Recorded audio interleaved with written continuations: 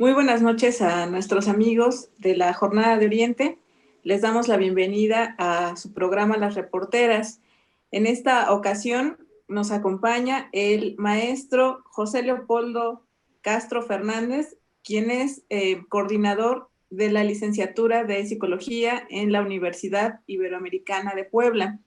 Además, él es psicólogo de profesión, psicoterapeuta también, y está enfocado en el área Gestalt. Profesor, muy buenas noches. Gracias por su tiempo, por la oportunidad y por esta entrevista que nos concede. Buenas noches. Hola, buenas noches a ti y a todos los que nos están viendo. Pues gracias por la oportunidad también de estar aquí y de poder conversar. Muchas gracias, profesor. Pues en esta ocasión quisiéramos adentrarnos en, bueno, ya pues desafortunadamente hemos visto las consecuencias de la epidemia de coronavirus bueno, en el mundo, en el país y en el estado, y hemos visto pues principalmente la parte de salud, ¿no? Todas las lamentables pues defunciones y secuelas para los pacientes. Hemos visto afectaciones en la parte también económica, que me parece que son como los dos ramos más importantes, todo el cierre de negocios que ha habido, eh, toda la crisis económica que se ha generado a raíz de la epidemia, perdón. Eh, pero quisiéramos ahora platicar desde el punto de vista de la psicología, cuáles son las consecuencias que se observan a raíz de este fenómeno que pues obligó a todo el mundo a encerrarse en sus casas, a no salir de sus domicilios. ¿Cómo lo ve la psicología, profesor? Sí, bueno, pues primero decir que parece que ya lo estamos hablando como en tiempo pasado, pero en realidad es algo que todavía sigue activo, ¿no? Es algo que estamos viviendo eh, y pues que todo mundo estamos padeciendo. Algo importante es, primero decir que nadie se puede escapar de las consecuencias de un evento así, ¿no? Y la forma en la que lo vivimos, pues tiene que ver con muchas cosas. Al fin y al cabo, lo que hace esta enfermedad es demostrarnos un poco cómo somos y que muchas veces no nos habíamos dado cuenta, ¿no? Desde la vida, digamos, psíquica, desde la parte mental, lo que nos sucede a las personas es que siempre nos creamos máscaras para poder funcionar en lo social, ¿no? Entonces nos protegemos en los roles. Hay quien, y esto no es que sea malo, ¿no? Es algo que todos hacemos para poder funcionar, ¿no? Para poder sobrevivir en una sociedad que nos exige todo el tiempo dar respuestas a ciertos eventos, ¿no? Tenemos que, si tenemos familia, pues asegurar el alimento para la familia, tenemos que ser capaces de tener ciertos hábitos, ¿no? Para poder tener una rutina que nos permita pues encadenar un día tras otro. Y, y más o menos esto lo hacemos de manera inconsciente, ¿no? Lo hacemos como una especie de rutina de supervivencia automática que, que todos tenemos. Entonces, este alto obligatorio que tuvimos y forzado y no voluntario, lo que nos ha permitido primero es darnos cuenta de cómo vivimos, de cómo somos y nos ha ayudado a tener introspección. Y ahí pues ya cada uno, cada una, hemos ido generando ciertas actitudes ante esto, ¿no? En algunos países, pues ya hemos visto que el ejército anda en la calle, ¿no? Asegurando que haya toque de queda. En nuestro país no es así. Eh, Nuestro país pues tiene muchas ventajas, ¿no? En medio del caos que siempre tanto parecemos disfrutar, pues también hay más libertad, ¿no? En una sociedad más estructurada y más control, ¿no? Como lo estamos viendo en China, en Corea, ¿no? Y eso también tiene consecuencias a nivel mental. En el caso de nuestro país, lo que hemos visto es que ha salido a la luz la realidad que vivimos, ¿no? Hay gente que ha podido encerrarse, efectivamente, hay gente que puede trabajar desde su casa y hay gente que no puede hacerlo, ¿no? Por el tipo de trabajo que tienen. Ya sabíamos, ¿no? Que había un gran grado de informalidad, ¿no? Que muchas empresas, pues no cumplen con sus obligaciones. Justamente hace un par de años salió la ley para evitar riesgos psicosociales, ¿no? Que apenas se iba a empezar a instrumentalizar. Entonces, ahora más que nunca es importante atender a la salud mental. Antes parecía un lujo, ¿no? Parecía algo como de gente que podía pagarse un psicólogo, que podía atenderse. Pero ahora nos damos cuenta de que la vida mental es importante, que lo que sucede aquí adentro, el proceso que experimentamos, va creando las realidades que vivimos. Entonces, efectivamente, ¿no? Hay una parte económica que es inmediata, que todo el mundo ha resentido. Hay a quien le ha ido mejor, ¿no? Dependiendo el giro al que se dedica. En general, yo creo que el saldo es negativo porque vivimos en una sociedad que no está preparada para la emergencia, ¿no? Como mexicanos nos encanta presumir que ante un evento catastrófico como han sido los sismos, siempre nos organizamos y salimos adelante, pero no hemos aprendido a planear cómo reaccionar ante una emergencia y esto se ve nuevamente ahora, ¿no? Yo creo que las instituciones sí han hecho un buen papel, pero pues se ve ahí como el gobierno federal con los gobiernos estatales pues tienen conflictos ya, ¿no? Que son intereses políticos muchas veces, donde la población pues somos los últimos importantes, ¿no?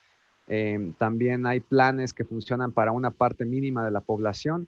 Eh, Ahora, por ejemplo, que aquí en Puebla está todo cerrado nuevamente, pues fue un golpe muy duro, ¿no? Para muchos negocios pequeños y medianos que ya habían instrumentalizado las nuevas medidas y de repente les dicen, no, pues hay que cerrar, ¿no?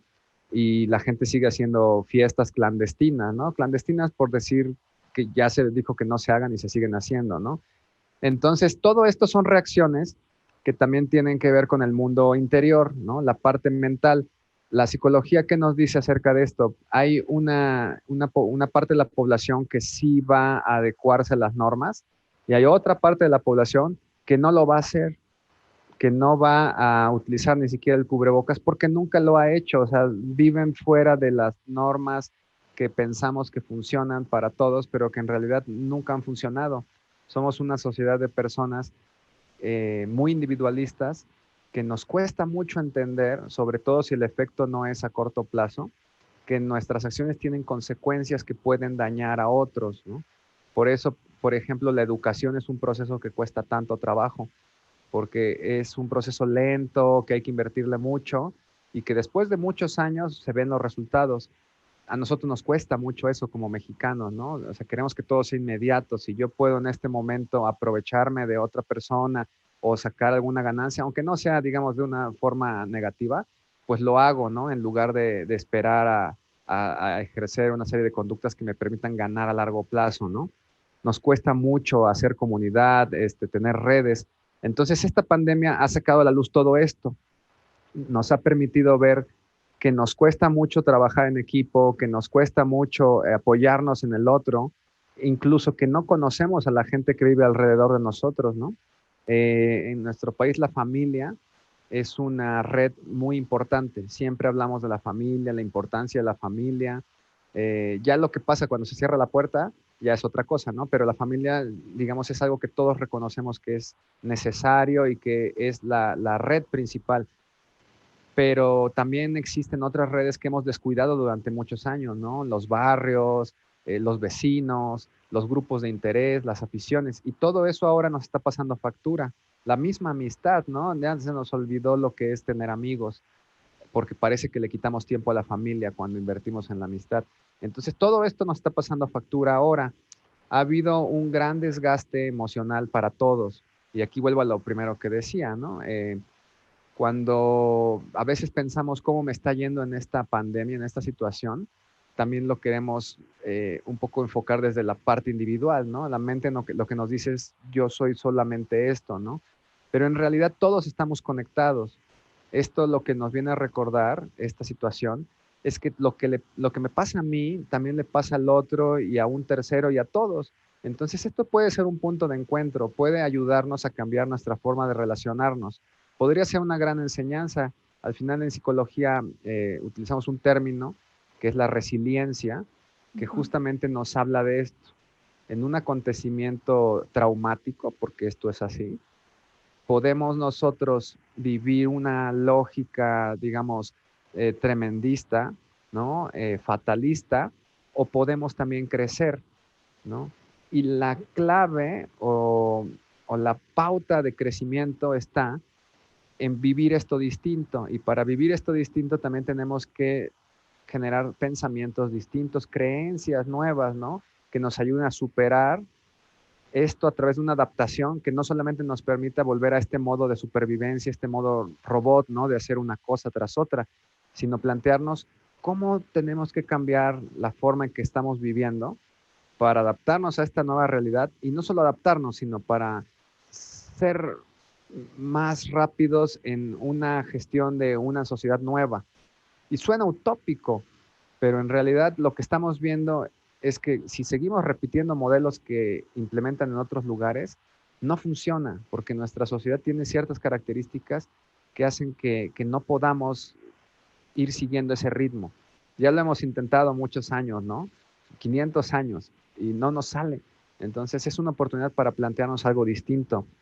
Y aquí, al no dar una respuesta rápida a esto, pues efectivamente van surgiendo ya algunos síntomas, algunas cosas que nos hacen darnos cuenta de que nuestra salud mental individual y como colectivo se está minando. Qué bueno, bueno, quería comentarles, no sé si nos pueda profundizar en esta parte, me parece muy acertada lo que usted señala. Al principio decía usted que esta situación o alguna otra también nos generan exigencias, ¿no? La sociedad misma espera de cada persona cumplir con ciertas obligaciones o ciertas expectativas. Y también esto pasa en la familia. Y me parece que esto va relacionado con esta parte que usted decía de que es una oportunidad incluso para tener una nueva sociedad o un nuevo concepto, una nueva pues manera de ver las cosas. Muchas personas pues lo vemos como un asunto traumático, pero dejamos de lado esta idea de que puede ser una oportunidad de cambio. Sí, es traumático, pero eso hay que decirlo así. A veces en la psicología últimamente, hace desde los 80s, una rama empezó a tener mucha fuerza que es la psicología positiva y justamente se enfoca en el crecimiento, ¿no? Del desarrollo humano a partir de, pues, de las situaciones que a veces buscamos evitar, ¿no? Y luego esto, digamos que ha llegado a la población ya como en su versión light, y le llaman psicología o positividad tóxica, ¿no? Porque es como échale ganas, cambia tu actitud, basta con que seas optimista. Y efectivamente no es tan fácil, ¿no? No nada más tiene que ver con decir voy a ver la realidad distinta. Okay. Tiene que ver con un cambio de actitud, de disposición, de creencias, ¿no? Incluso del manejo de las emociones. Es un proceso que requiere un trabajo interior fuerte. Y ahora, y normalmente en la vida todos tenemos crisis, ¿no? Hay una crisis, por ejemplo, en la adolescencia, hay una crisis después en la edad de los 40, ¿no? Crisis de los 40, ¿no? Del mediodía. Hay una crisis cuando alguien, por ejemplo, tiene una pareja y se divorcia, se separa. Hay una crisis cuando los hijos se van de la casa, ¿no? Cuando uno es anciano. Son crisis que todo mundo vivimos cuando nos va llegando el momento, ¿no? Tienen que ver con la etapa del desarrollo que estamos experimentando. Pero esta crisis, la particularidad que tiene la pandemia, ¿no? El COVID, es que es para todos, independientemente si eres niño, adolescente, adulto, adulto mayor. Entonces, la oportunidad que surge a partir de esta situación que compartimos es algo que nos cuesta mucho a los seres humanos, ¿no? Y que también siempre hablamos de esto, pero nos cuesta, y es la empatía, ¿no? El darme cuenta que lo que yo estoy viviendo, también lo está viviendo el otro, desde sus propios zapatos, ¿no? Desde su propia vivencia y construcción de realidad, el otro está viviendo algo parecido. También se siente solo, también extraña ver a sus familiares, a sus amigos, también extraña salir a la calle sin miedo, ¿no? O alguien que está viviendo encerrado con miedo, también necesita alguien que le llame y que le pregunte cómo está, que le ayude a salir de ese estado. Entonces, la oportunidad del crecimiento está en el encuentro con el otro. Esto es como lo que cierra el círculo. Yo no puedo a mí mismo simplemente sacarme adelante y decir yo ya estoy bien. ¿no? Eso es una ilusión que también la mente nos da porque creemos que somos individuos separados y aislados, ¿no? En un mundo que está dividido en categorías, ¿no? Yo aquí, ustedes allá, los ricos, los pobres, ¿no? Los que les va bien, los que les va mal, ¿no? Ahora los que creen en el coronavirus, los que no creen en el coronavirus, los que usan bien el tapabocas. O sea, nuestra mente siempre está buscando hacer estas divisiones, ¿no? Para clasificarnos y para crear seguridad, ¿no? El tema está justamente aquí, que nuestra mente busca siempre sobrevivir y para protegernos, a través del miedo lo que nos hace es crear divisiones, poner muros, ¿no? A veces son simbólicos y a veces son físicos, ¿no?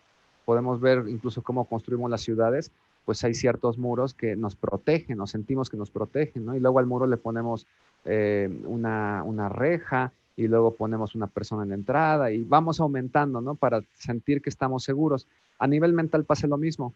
Yo voy creando categorías para dividirme de los otros.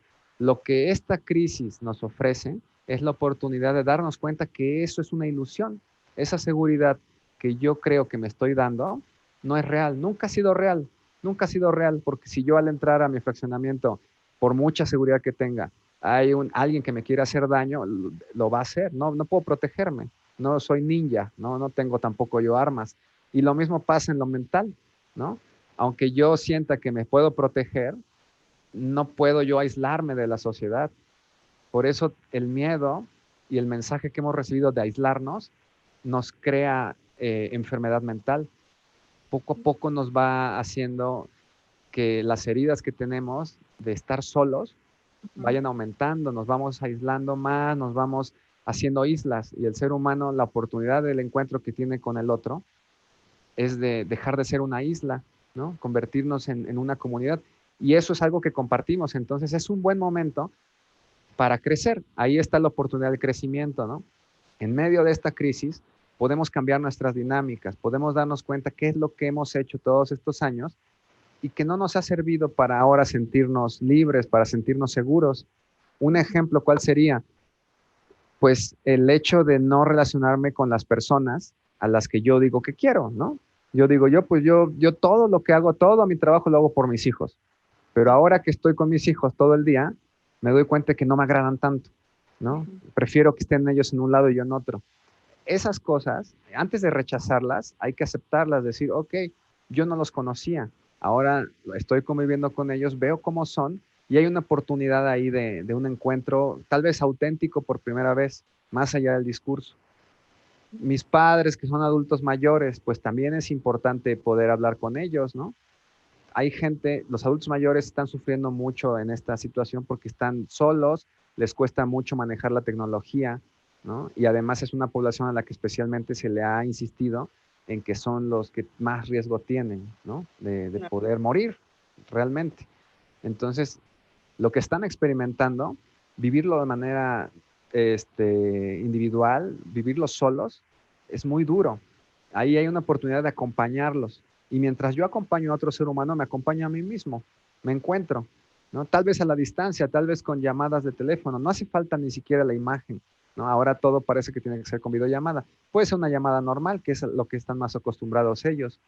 El acompañamiento a los niños, el recuperar otras redes, ¿no? Que funcionen. Esa nueva sociedad, esa oportunidad siempre ha estado, digamos, disponible, pero nunca habíamos vivido todos al mismo tiempo una crisis que nos permita darnos cuenta que la manera en que estábamos operando no es funcional. No es funcional que haya tantos coches, ¿no? Que el transporte público sea de mala calidad, que las calles sean como son, que estemos todos pegados, ¿no? Que estemos 500 personas en una tienda comprando cosas al mismo tiempo.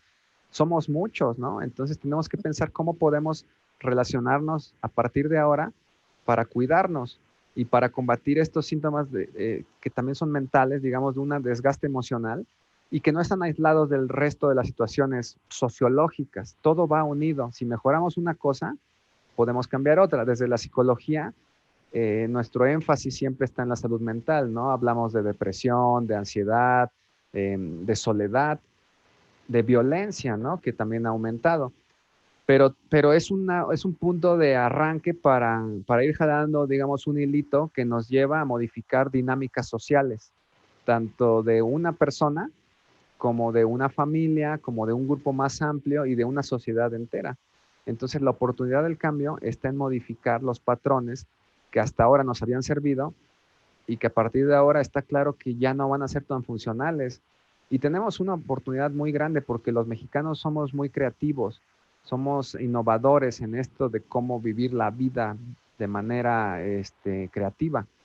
O sea, sería un error, yo creo, otra vez esperar a ver cómo lo están viviendo en un país nórdico, ¿no?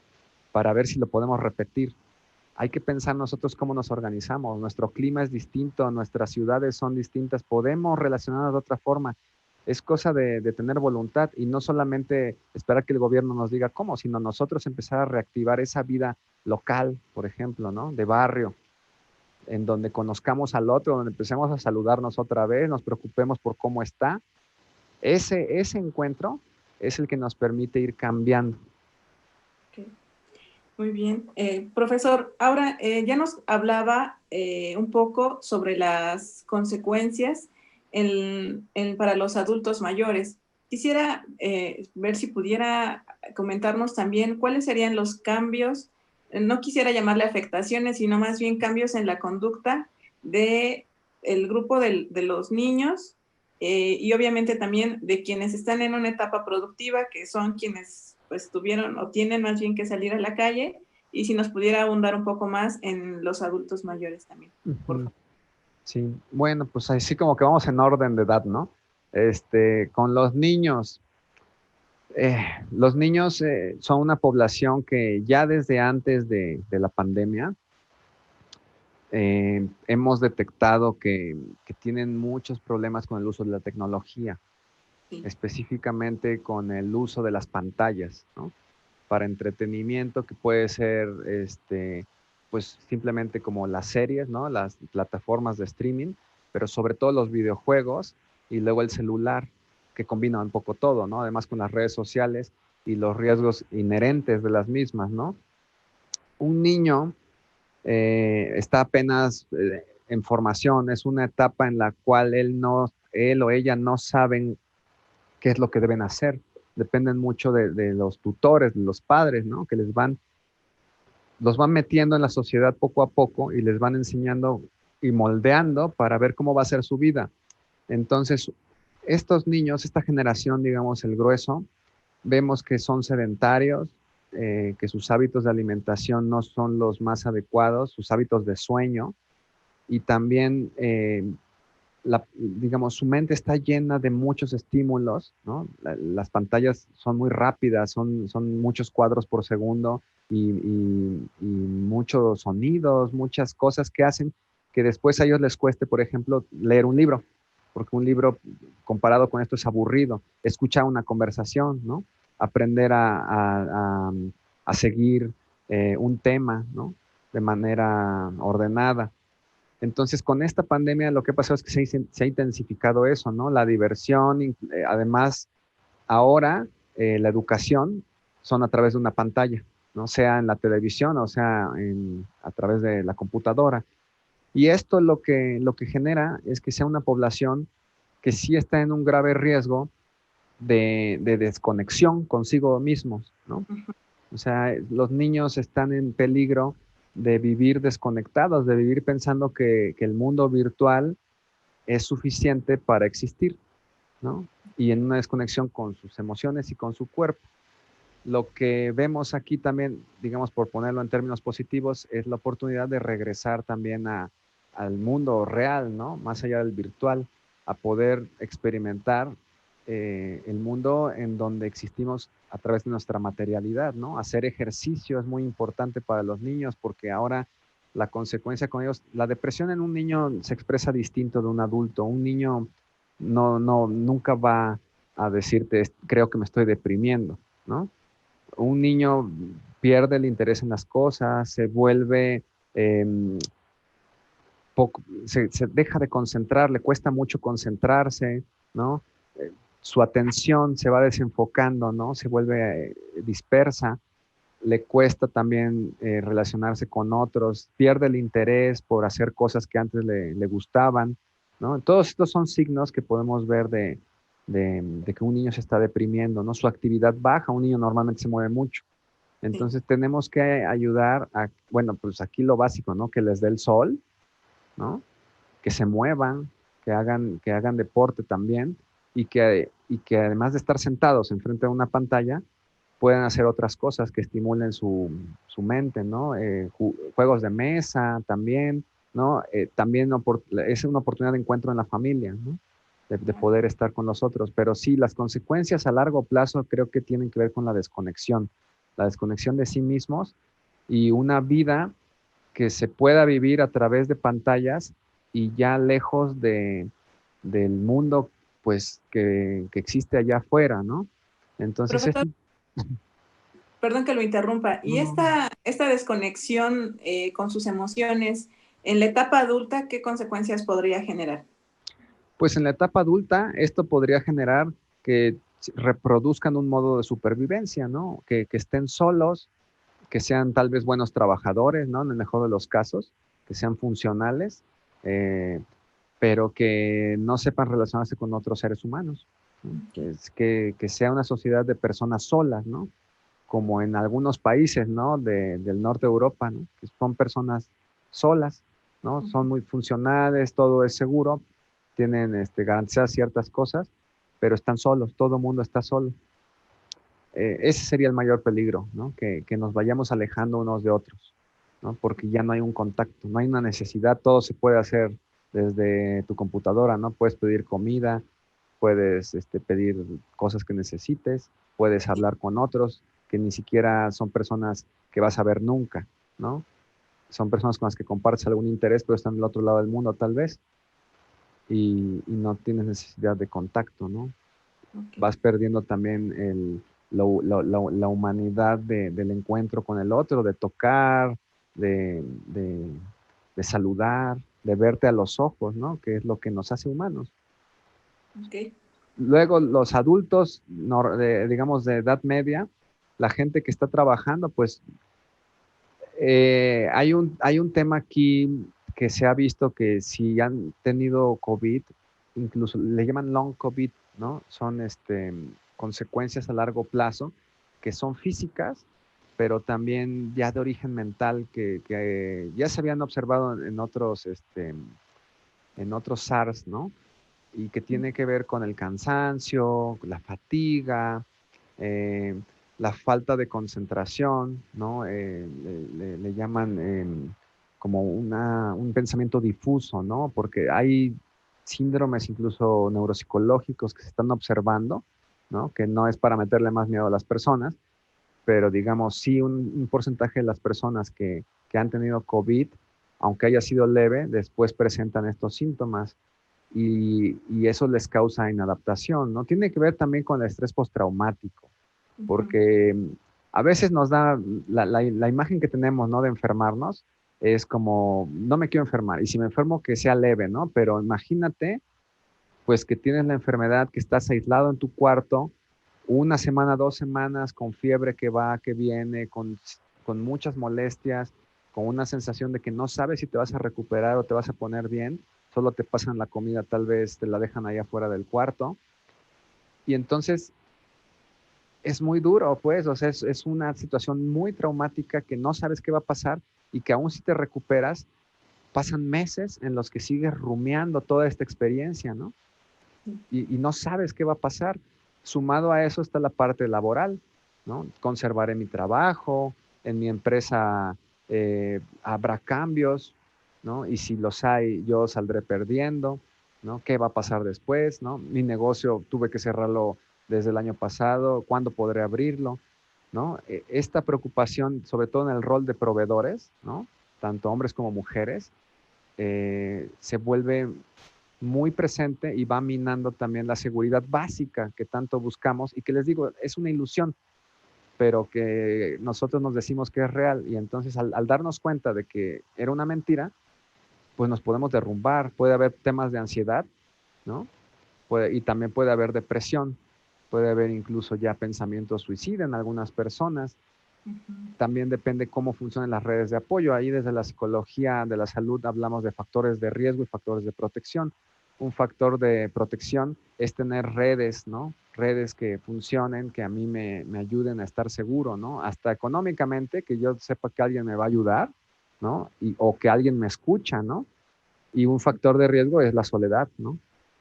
El yo vivir aislado, el vivir sin conexión con otros. Y no digo de tener 5,000 amigos en una red social, sino de Sí. tener personas reales que están ahí, ¿no?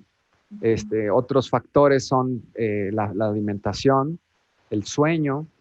Esto es muy importante, ¿no? A veces pensamos como que todo está aislado, ¿no? Como que si vas a ver a un médico, te va a decir sobre un medicamento, sobre tu cuerpo, que el psicólogo te habla de las emociones y que el nutriólogo te habla de la alimentación, pero todo está unido, ¿no? Todo el trabajo está unido y en realidad tenemos que darnos cuenta que una cosa afecta a la otra. O, por ejemplo, en los adultos jóvenes, estoy pensando más entre 20 y 30 años, algo Sí. que se ha visto es que sus hábitos de sueño han cambiado, se han ido desplazando, ¿no? Al principio se dormían a las 11 de la noche, después fue a las 12, a la 1, a las 2, a las 3, y hay gente que le pues, amanece, ¿no? Sí. Y duerme al revés. Entonces, todo esto va haciendo que también el sistema inmune vaya disminuyendo, ¿no? Y que aparezcan otro tipo de enfermedades que ya no son el COVID, ¿no? Y que también cueste más trabajo salir, ¿no? Porque es un tema de acompañarse a sí mismo, como que nos estamos abandonando, ¿no? Porque estamos solos también. Y en los adultos mayores, pues evidentemente el tema desde antes ha sido la soledad, ¿no? Claro. Pero también tanto insistirles en que ellos son la población de más riesgo, pues hace que tengan miedo. Nadie nos queremos morir, ¿no? Y te comento, o sea, es esta ilusión de control que tenemos que nos protege, ¿no? Yo cuando voy en la autopista, aunque ponga el letrerito 80, yo voy a 130 y creo que no me va a pasar nada. Ujú. Y si no me pasa nada, voy, vengo, pues siento que lo hago bien, que estoy seguro. Pero el día que me toca ver un accidente y veo una cosa terrible ahí en el camino, o que yo tengo un accidente, me doy cuenta de que no era así, de que sí soy vulnerable, ¿no? Y entonces el miedo se anida en mí y ese miedo hace que yo reaccione de manera instintiva, me conecta con una parte de mi conciencia que es muy antigua, ¿no? Que tiene que ver con los instintos, con la supervivencia más básica, y me conformo con eso. El tema es que el desarrollo de las personas nunca se da en ese nivel básico de supervivencia. Siempre necesitamos tener asegurado, digamos, lo mínimo para poder después ya desarrollarnos. Si solamente estamos intentando sobrevivir, pues no solo no hay desarrollo, sino que hay una implosión emocional, ¿no? Nos encerramos como si hubiera una hibernación y estamos esperando que algo cambie, pero tampoco la mente distingue el tiempo, no es como que diga, lo voy a hacer un mes y ya después ya salgo. Puede ser que me quede así, ¿no? Entonces es muy importante por eso no encerrarme, no dejarme. Si yo noto que ya mi estado emocional está dañándose, tengo que salir adelante, ¿no? Y salir adelante no es con buena actitud, repito, ¿no? Es Sí. con pequeños hábitos, ¿no? Hay un autor que habla de acciones atómicas, ¿no? De cosas muy pequeñitas que me ayuden a acompañarme, ¿no? A yo ser quien me va llevando a tener salud mental, hacer Ujú. ejercicio nuevamente, comer bien, dormir bien lo suficiente, compartir el tiempo con otras personas, no estar todo el tiempo en la pantalla, ¿no? También ahora otro riesgo es esto del teletrabajo, ¿no? Que Sí. los horarios se han vuelto difusos. Entonces hay gente que si vive sola, por ejemplo, o vive con otros, pero prefiere estar trabajando, puede estar todo el día trabajando, ¿no? Ujú. Y entonces esto también contribuye al aislamiento. Yo creo que el gran problema psicológico es la soledad, ¿no? Es esta sensación de que yo estoy contra el mundo, ¿no? Si sobrevivo voy a ser yo, si se muere el de la casa de junto, pues qué mala suerte, pero yo tengo que sobrevivir, ¿no? Eso también es otro producto del miedo. Tenemos que salir del miedo. El miedo hace que nuestra mente opere en este modo supervivencia y ahí Ujú. no solo no hay crecimiento, sino que nos vamos haciendo miserables, o sea, sobrevivimos, pero nuestra vida deja de tener sentido, nos vamos Claro. quedando huecos. Entonces, ir hacia el otro lado, ¿no? Hacia el compartirme con otros seres humanos, yo cuidarme, pero entendiendo que si yo me cuido, forma parte de que cuido al otro y el otro se cuida y me cuida a mí, y también Claro. podemos hablar con distancia, ¿no? Podemos cuidarnos, podemos acompañarnos, y eso es la vida, a fin de cuentas. Todos vamos separados, pero juntos caminando. Ese sería el objetivo. Ok, profesor, y también quisiera abordar con usted esta situación del duelo en varios aspectos. Es decir, muchas personas, incluida su servidora, pensamos que al inicio de esta circunstancia iba a ser algunos meses, ¿no? Pensamos, o nuestra concepción era que iban a transcurrir quizá 2 o 3 meses y nuestras actividades cotidianas iban a ser retomadas. Pero conforme fue desarrollándose la epidemia, pues vimos que no iba a ser así y que muchas de nuestras actividades iban a más bien cambiaron y probablemente no iban a regresar en mucho tiempo. Eso tengo entendido genera un duelo por una parte. Y también esta situación de quienes estuvimos en confinamiento o quienes no estuvimos, independientemente de esa circunstancia, vimos o vemos cómo la gente pues fallece en escalas que no habíamos visto. Esta parte del duelo y de la muerte cercana, ¿qué genera? Y si nos pudiera abundar también aquí en esta parte, por favor. Sí, sí, pues nuevamente lo que sucede es que nuestra mente vive siempre la experiencia en primera persona.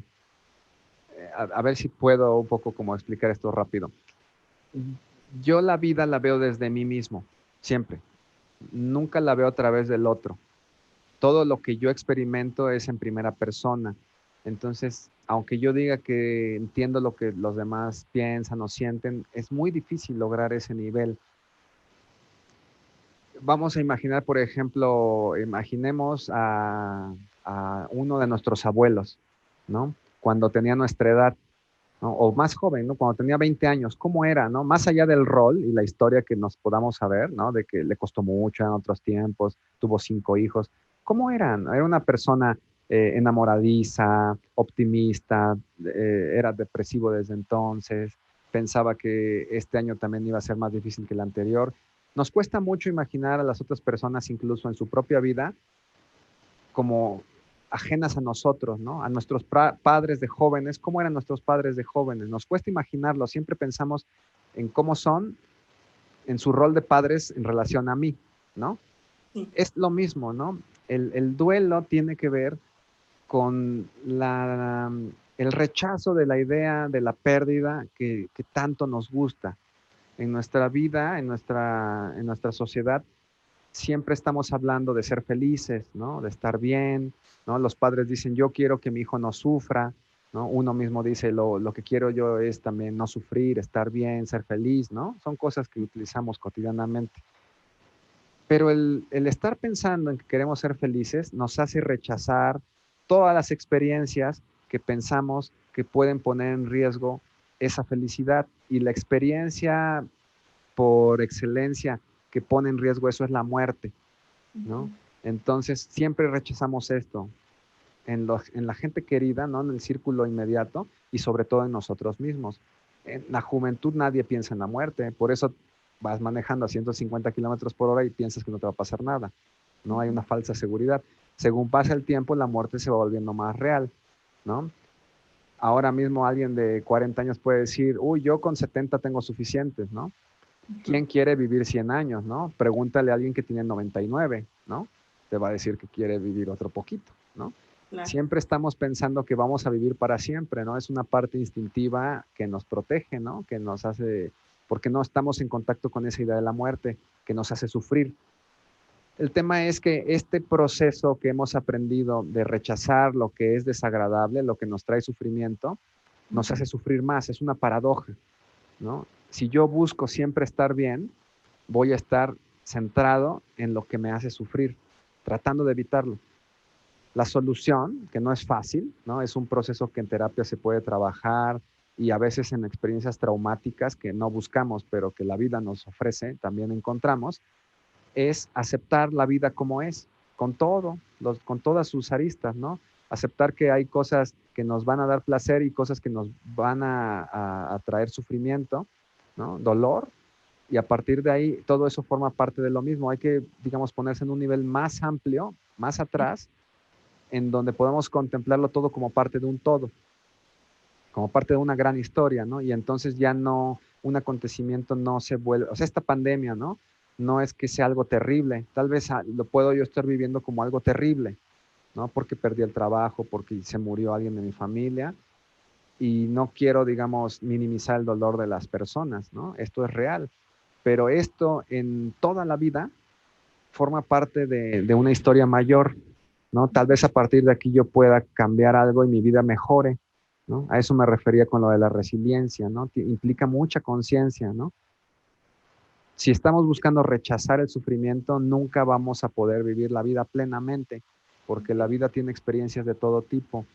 El duelo es una adaptación que todos tenemos, por eso incluso hablamos de duelos resueltos y no resueltos, ¿no? Es normal sufrir, es normal que si alguien de mi familia falta, pues yo me sienta mal, que lo pase mal, que lo extrañe, que sienta que mi vida se va a ver afectada, porque de hecho sí va a ser así. El final del duelo, la última etapa es la aceptación, ¿no? Cuando yo ya pasé por un proceso emocional que me puede llevar más o menos tiempo y acepto que esto es así, mi vida puede continuar e incluso mejor, puedo incorporar eso y a partir de ahí ser una persona pues que entiende más, ¿no? De lo que está pasando en este mundo. Si yo no lo acepto, si yo me resisto a aceptar lo que la vida ya está sucediendo, entonces no voy a poder vivir la vida completamente y me voy a quedar atorado en el sufrimiento de no querer seguir. Ujú. Y es inevitable. Al final lo que tenemos que descubrir es que nuestra mente nos da una ilusión de control, nos da una ilusión de seguridad, una ilusión de felicidad que no es real. La vida tiene todas estas etapas, ¿no? Y es normal. Cuanto antes yo lo vaya aceptando, antes voy a poder seguir adelante. Ok. Profesor, y ya nada más para concluir, preguntarle desde la parte, bueno, también entiendo que usted tiene el área de consulta. En su experiencia, ¿han habido intentos de suicidio ocasionados por esta circunstancia? ¿O son escasos? ¿O los casos, valga la redundancia, sí existen y son más? Sí, sí existen y tienen que ver con la base de personalidad que ya existía antes, ¿no? De la pandemia. No es como que una persona de repente, digamos, se le ocurra, ¿no? Tenga ideas sobre ideación suicida. Tiene que ver con la vida que también tenía antes la persona, ¿no? Lo que pasa es que también, si tú tienes, digamos, una base de personalidad que tiene elementos impulsivos o elementos de falta de límites y de control, y de repente se te juntan una serie de acontecimientos como que pierdes el trabajo, se mueren personas cercanas, ¿no? O hay un gran sufrimiento y no tienes un manejo emocional de todo esto, porque también ahí hay muchos roles, ¿no? Por ejemplo, sobre todo pasa en los hombres, ¿no? Y a los hombres nos han enseñado que no hablamos de lo que vivimos, ¿no? No es que nadie nos haya dicho nunca, tú no hables de tus sentimientos o de tus emociones, sino que no nos enseñaron a hacerlo. Claro. Entonces no sabemos, no sabemos cómo. Y entonces cuando se acumula todo este sufrimiento en un periodo corto de tiempo y una base de personalidad que posibilita esto, sí puede haber que esta fuerza masculina, ¿no? Agresión, se convierta en un querer terminar con el sufrimiento de manera rápida, ¿no? O sea, es como un impulso de acabar con el sufrimiento, de resolverlo, ¿no? Al final todos, todo el tiempo estamos buscando eh, ser felices, ¿no? Todo el tiempo estamos buscando querer estar mejor, pero en el camino hay muchas soluciones que podemos encontrar y una de ellas es, pues sí, ¿no? Incluso cegar nuestra vida.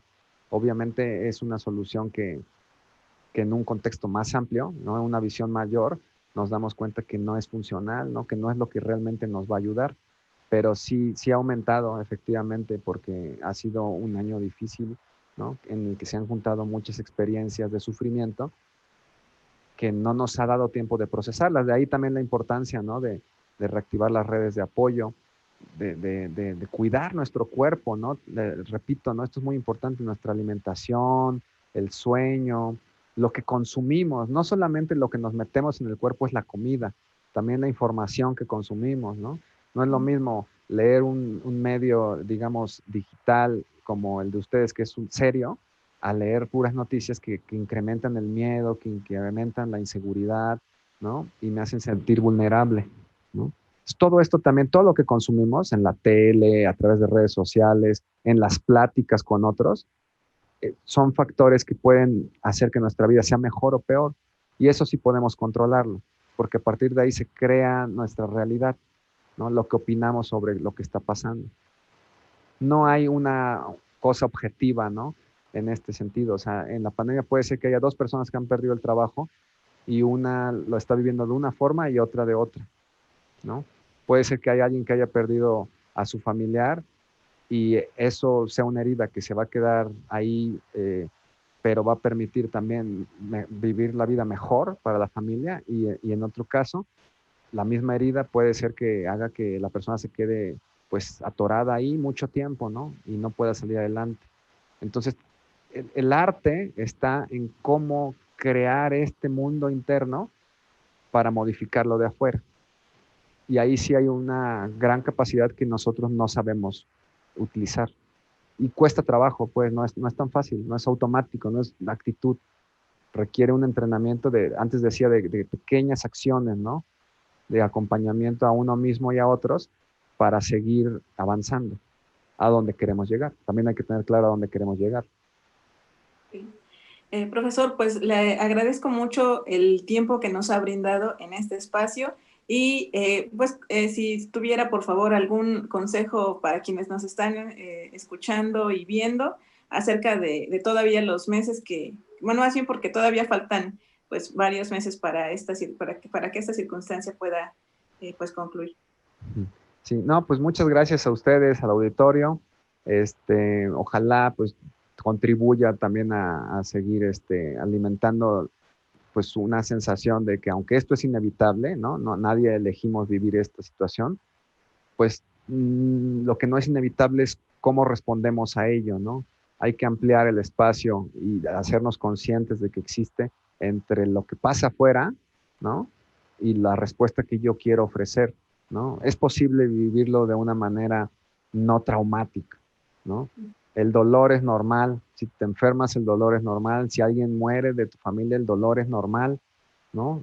Hay que aceptarlo, pero el sufrimiento que creamos a partir de ahí, pues ya es algo que puede ser más o menos de acuerdo a cómo vamos viviendo la vida. El mayor consejo es darnos cuenta de que hay situaciones inevitables, ¿no?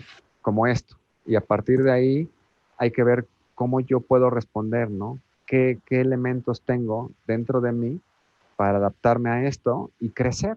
Al final vamos a seguir vivos y si seguimos vivos, que es lo que queremos, tenemos que vivir la vida también de una manera en que poco a poco vayamos siendo no más felices, ¿no? En esta lógica de evitar el sufrimiento, sino más libres, ¿no? Más en paz, más teniendo una sensación de que estamos viviendo una vida libre de lo que pasa afuera tiene que determinar lo que pasa dentro, ¿no? Y ahí la solidaridad, ¿no? Cuando hablaba de las redes de apoyo es muy importante. Si tú quieres mejorar tu vida, busca a los otros, preocúpate también por los otros. Ahí hay una gran clave que se nos ha olvidado, la solidaridad, ¿no? Que nos lleva también a la libertad y el autocuidado, evidentemente. Perfecto. Pues le agradezco mucho, profesor, el tiempo, la oportunidad y también a todas las personas que nos siguieron esta noche por nuestras redes sociales. Gracias y buen descanso. Gracias. Gracias, buenas noches.